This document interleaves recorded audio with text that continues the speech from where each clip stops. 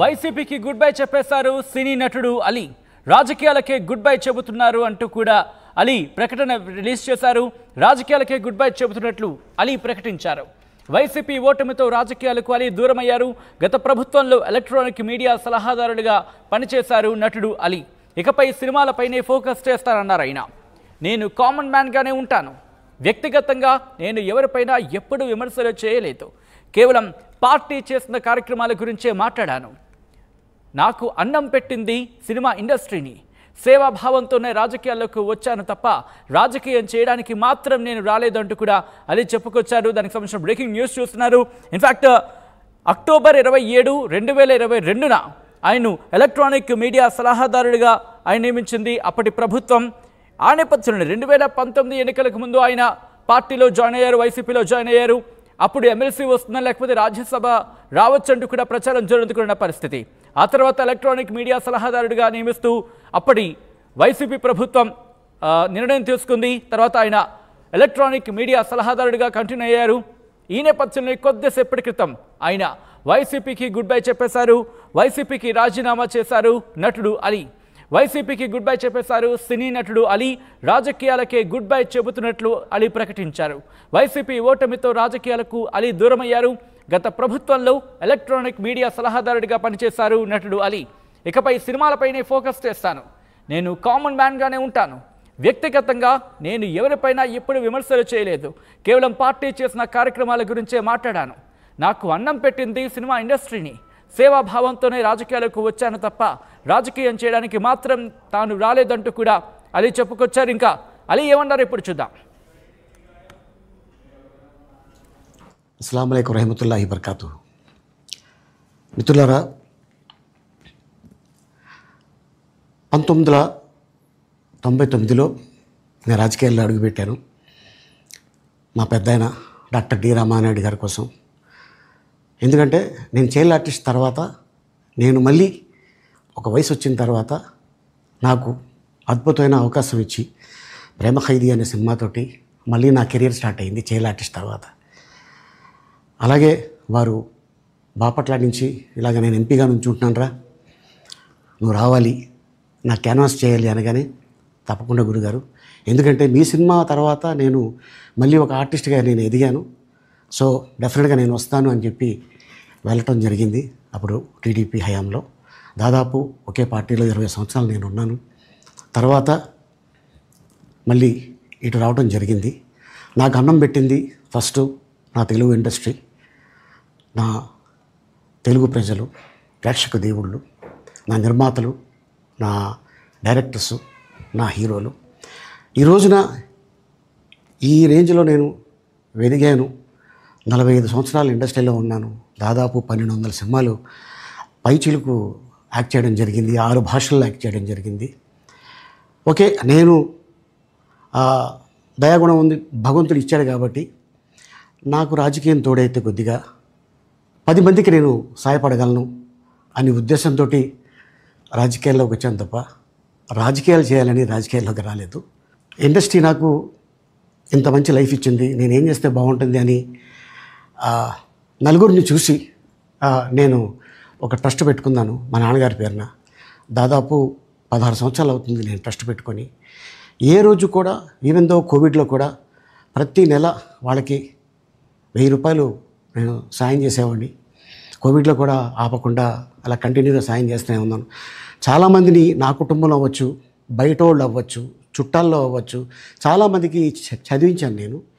And అలాగే మా తల్లిదండ్రులు నాకు ఇచ్చిన ఆ ఒక గుణం అది అందరితో పంచుకోవాలని చెప్పి ఉద్దేశంతో నేను ట్రస్ట్ కూడా పెట్టుకున్నాను. నా ఇన్కంలో దాదాపు 20% నేను ట్రస్ట్కి ఇవ్వటం జరుగుతుంది. గతంలో కూడా చెప్పా, ఫారిన్ కంట్రీస్లో ఏదైనా ఈవెంట్స్ చేస్తే దాంట్లో నుంచి 60% ట్రస్ట్కి వెళ్ళి 40% నేను తీసుకునేవాడిని. సో ఇట్లాగా చాలా సేవలు చేసి ఉన్నాను కాబట్టి ఈ మాట కూడా నేను మీకు చెప్పుకుంటున్నాను. అండ్ అలాగే నేను వ్యక్తిగతంగా ఎవరి మీద ఏ పార్టీలో ఉన్నా కూడా నేను నా పార్టీ గురించి నేను పొగుడుతాను. అక్కడ ఉన్న వ్యక్తి ఎమ్మెల్యే క్యాండిడేట్ గురించి నేను పొగుడుతాను, నా నాయకుడిని నేను పొగుడుతాను తప్ప ఎప్పుడు ఎవరిని కూడా ఒక మాట అంటాం కానీ వాళ్ళ లైఫ్ గురించి కానీ వాళ్ళ పర్సనల్ లైఫ్ గురించి కానీ ఎప్పుడు కూడా ఏ వేదిక మీద కూడా మీరు వెతికినా కూడా దొరకదు. అండ్ అలాగే సో నేను ఈ రోజున మీ ముందుకి రావడానికి కారణం ఏంటంటే, నేను ఏ పార్టీ మనిషిని కాదు, ఏ పార్టీ సపోర్టర్ని కాదు. ఐఎమ్ జస్ట్ కామన్ మ్యాన్గానే ఉండి ఇక నా సినిమాలు, నా షూటింగ్లు నేను చేసుకుందామని చెప్పేసి అనుకుంటున్నాను.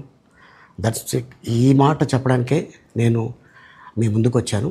సో నేను ప్రతి 5 సంవత్సరాలకు ఒకసారి ఎలక్షన్లో మీరు వెళ్ళి ఎలా ఓటేస్తారో నేను కూడా ఒక కామన్ మ్యాన్గా వెళ్ళి ఓటేసేస్తాను. సో రాజకీయాలకి స్వస్తి, good bye, thank you.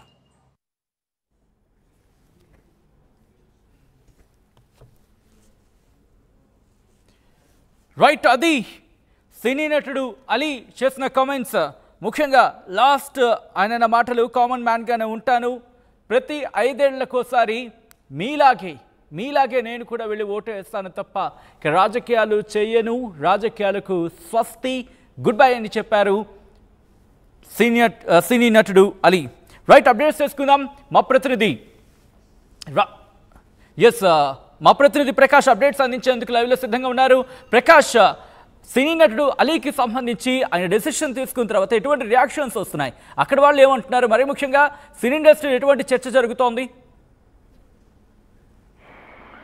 Yes Sachin, మనం ప్రధానంగా చూసుకుంటే సినీ నటుడు ఎవరైతే ఆలీ సంచలన నిర్ణయం తీసుకున్నారని చెప్పవచ్చు. ఎందుకంటే సినీ నటుడుగా ఉంటూ గత చైల్డ్ ఆర్టిస్ట్ గా సినీ రంగ ప్రవేశించినటువంటి ఆలీ ఒక రాజకీయం కూడా ఎదగాలంటూ తనంతా కూడా వైసీపీలో చేరడం, వైసీపీలో కూడా కీలకంగా వ్యవహరించడం కాకుండా మీడియా సలహాదారుడిగా కూడా అతను రావడం కూడా అందరూ కూడా తెలిసిందే. ఈ నేపథ్యంలో 2024 ఎన్నికల్లో పోటీ చేస్తాం, ఎక్కడో చోట సీటు వస్తుంది, ఎమ్మెల్యే కానీ ఎంపీ కానీ పోటీ చేస్తారని కూడా ఆలీ కూడా ఆశించారు. కానీ 2024 ఎన్నికల ఫలితాల తర్వాత అనూహ్య మార్పులే చోటు చేసుకున్నాయి కావచ్చు. అందులో భాగంగా సినీ నటుడుగా ఉన్నట్టు ఆలీ కూడా సంచలన నిర్ణయం తీసుకుని ఇక రాజకీయాలకు అయితే గుడ్ బై చెప్పే విధంగా కూడా తన నిర్ణయంతో పాటు ఒక వీడియో కూడా రిలీజ్ చేయడం కూడా సినీ రంగంలో కాకుండా రాజకీయ అంతా కూడా హాట్ టాపిక్ గా మారిందని ప్రధానంగా చెప్పొచ్చు. అతను 2024 ఎన్నికల్లో పోటీ చేస్తున్నామంటే ఆలీ వైసీపీ ప్రభుత్వం వస్తే మళ్ళీ ఎమ్మెల్సీగా కూడా చూస్తా ఉంది, ఎమ్మెల్సీకి కూడా ఇస్తారంటూ కూడా జగన్మోహన్ రెడ్డి కూడా తనకు అంతా కూడా హామీ ఇవ్వడం జరిగింది. తాను నిర్ణయం ప్రకారంగానే ప్రధానంగా అతనంతా కూడా తన ఎంతో మిత్రుగా ఉన్నటువంటి పవన్ కళ్యాణ్ కాదని, తన సినీ రంగంలో ఎంతో స్నేహభావంతో ఉన్నటువంటి పవన్ కళ్యాణ్ కాదని కూడా వైసీపీలో వెళ్ళడం జరిగింది. కానీ వైసీపీలో వెళ్ళినటువంటి ప్రధానంగా జనసేనలకు తనకంతా కూడా రాజకీయ పరంగా ఎన్నో విమర్శలు కూడా చేసినప్పటికీ సినీ రంగం వేరు, అలాగే రాజకీయం వేరు అంటూ కూడా తన ఎన్నో విధాలు కూడా గతంలో కూడా చెప్పడం జరిగింది. కానీ ఇప్పుడంతా కూడా తనంతా కూడా సినిమాలకు మాత్రమే నేను పరిమితం అవుతాను, కానీ రాజకీయాలకు ఇంకా వచ్చేది లేదంటూ తను చేస్తున్నటువంటి కూడా వీడియో కూడా ఇప్పుడంతా కూడా హాట్ టాపిక్ గా మారడం కాకుండా కేవలం సాధారణ పౌరునిగా నేను ఓటు వేసే వరకు కూడా మాత్రమే ఉంటాను, కానీ ఇంకా రాజకీయాలకు వచ్చే ప్రసక్తి లేదంటూ తన తీసుకున్న నిర్ణయం కూడా ప్రధానంగా మన ఎంతో హాట్ టాపిక్ గా ఉందని చెప్పొచ్చు. సినీ రంగంలో కూడా ఇప్పుడంతా కూడా హాట్ టాపిక్ గా మారింది. ఎందుకంటే అందరూ కూడా సినిమా నుంచి వచ్చినట్టు వాళ్ళందరూ కూడా రాజకీయాల్లోకి రావడం, అంతా కూడా అందరూ సక్సెస్ అవుతే తిరిగిలేని విజయాలు కూడా ఎంతో మంది సపోర్ట్ చేస్తారు. అదే విధంగా పవన్ కళ్యాణ్ ఇప్పుడు సినీ రంగం నుంచే వచ్చాడు, అలాగే రాజకీయాల్లో 2024లో 10 సంవత్సరాల తర్వాత అతను కూడా సక్సెస్ అయ్యారు. కానీ ఇప్పుడు పవన్ కళ్యాణ్ ఈ విధంగా సక్సెస్ అవడంతోనే ఆలీ ఇటువంటి నిర్ణయం తీసుకున్నారని కూడా ఒక చర్చ కూడా జరుగుతుంది.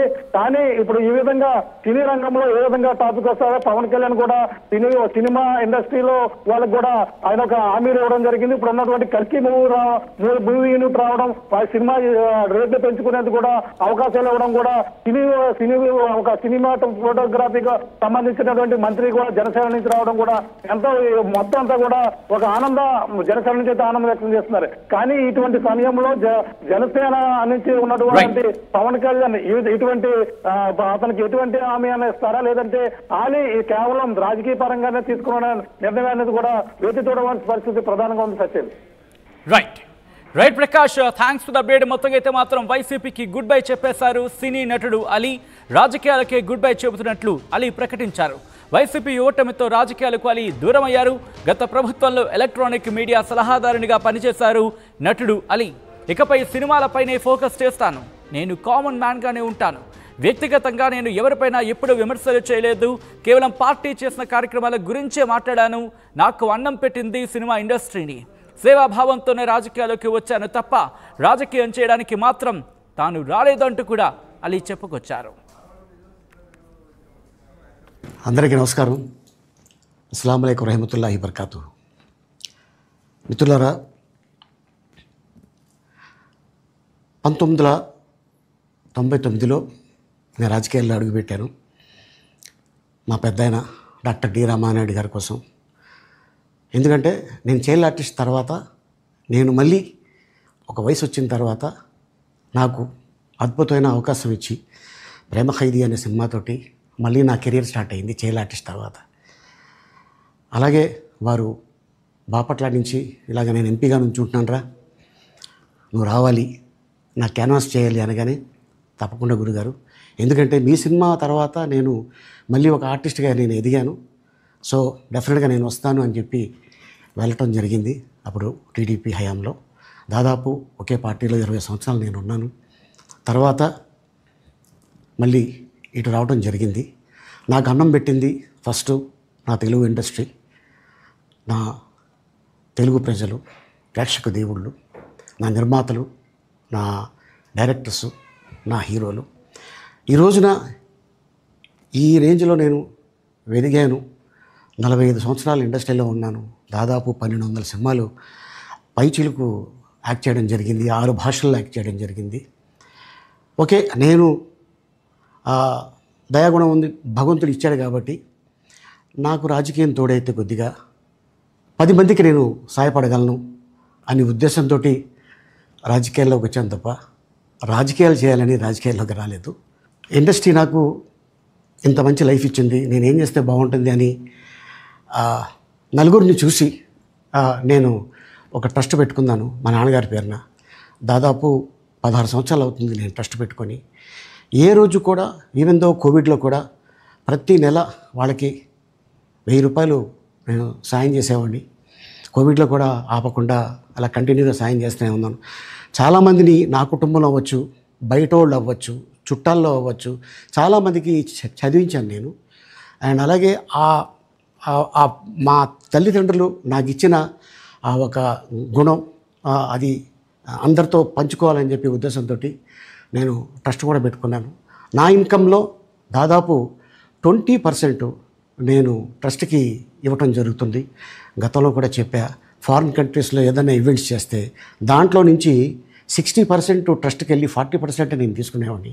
సో ఇట్లాగా చాలా సేవలు చేసి ఉన్నాను కాబట్టి ఈ మాట కూడా నేను మీకు చెప్పుకుంటున్నాను. అండ్ అలాగే నేను వ్యక్తిగతంగా ఎవరి మీద ఏ పార్టీలో ఉన్నా కూడా నేను నా పార్టీ గురించి నేను పొగుడుతాను, అక్కడ ఉన్న వ్యక్తి ఎమ్మెల్యే క్యాండిడేట్ గురించి నేను పొగుడుతాను, నా నాయకుడిని నేను పొగుడుతాను నుంచి కానీ వాళ్ళ పర్సనల్ లైఫ్ గురించి కానీ ఎప్పుడు కూడా ఏ వేదిక మీద కూడా మీరు వెతికినా కూడా దొరకదు.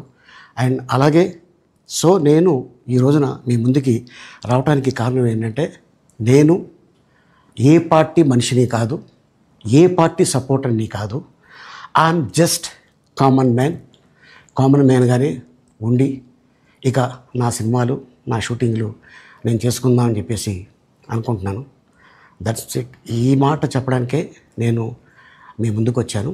సో నేను ప్రతి 5 సంవత్సరాలకు ఒకసారి ఎలక్షన్లో మీరు వెళ్ళి ఎలా ఓటేస్తారో నేను కూడా ఒక కామన్ మ్యాన్గా వెళ్ళి ఓటేసి వస్తాను. సో రాజకీయాలకి స్వస్తి, గుడ్ బై, థ్యాంక్ యూ.